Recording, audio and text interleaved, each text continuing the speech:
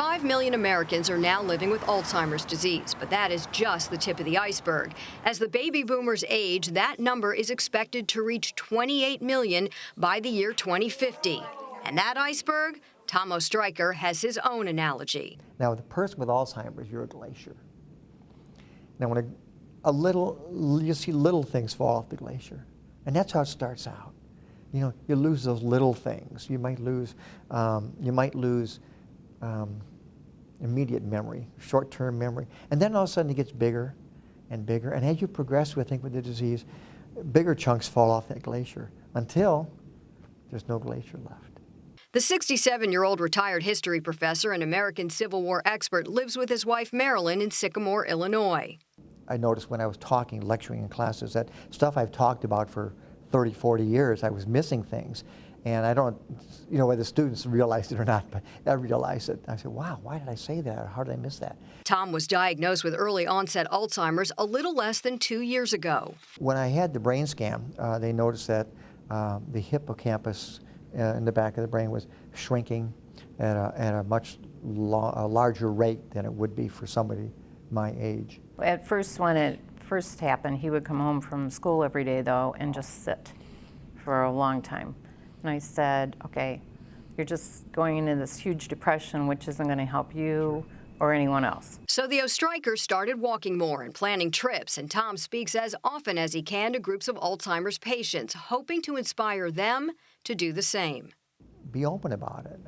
Be accepting of the fact, and not to hide, keep it hidden, and go about your daily life. I mean, don't just give up. There is no cure for Alzheimer's. Tom is taking medication, but there is no sure sign for how slow or fast it will progress. As a society, we've had such a defeatist attitude about Alzheimer's disease. We just kind of hurry up and wait, and we wait and wait and wait for someone to develop symptoms, and then we say, oh, Alzheimer's, too late, can't do anything. And I think that's exactly the wrong approach. Dr. Demetrius Mariganori is the chairman of the Department of Neurology and medical director of the North Shore Neurological Institute.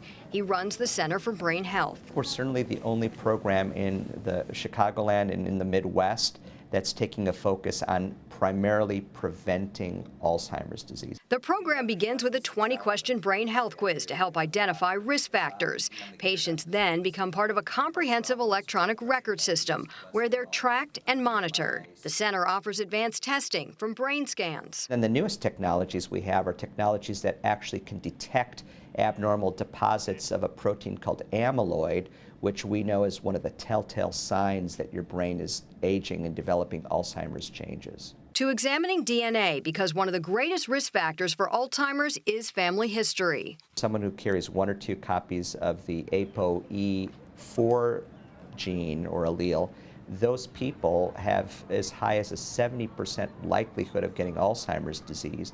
And in women carrying that genetic type, as early as in their 20s, we can see changes in the brain scan. In fact, it's estimated 1 in 5 women will get Alzheimer's disease in their lifetime. For men, it's 1 in 10.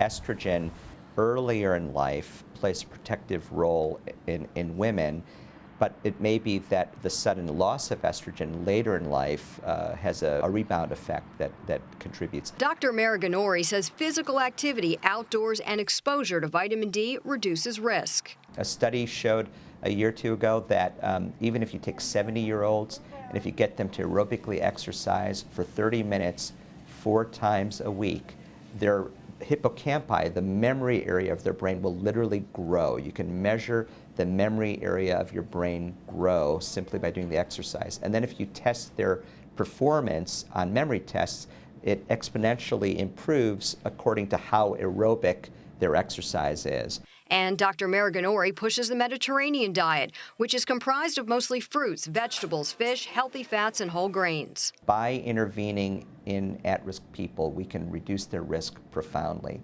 The other point is that we can delay the onset. And there is more new evidence. What you eat may play a significant role in warding off Alzheimer's disease. Rush University Medical Center's nutritional epidemiologist Martha Claire Morris found following the MIND diet, a low-salt version of the Mediterranean diet, significantly lowers risk. The study tracked more than 1,000 adults for an average of 4.5 years.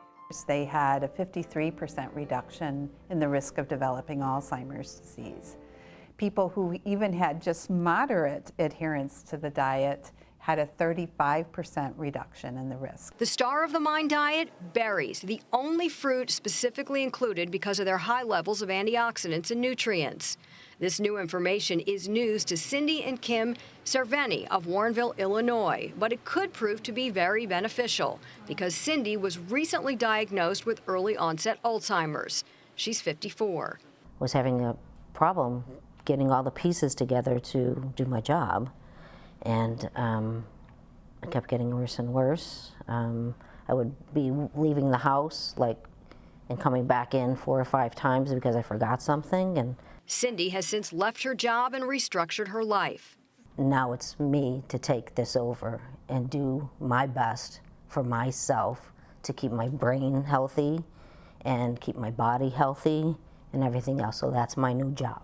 Cindy walks 5 miles every other day. She's changing her diet. She keeps her mind active by doing crossword puzzles and word searches. Her wife, Kim, is always by her side. Anything I can do to stand by Cindy and encourage a healthy mind for her and for myself, because if I'm not healthy, I'm not a help to her either. Know that just because you have Alzheimer's doesn't mean you can't do things. You can always try it, so always try. It will keep going and going and going until I can't go anymore.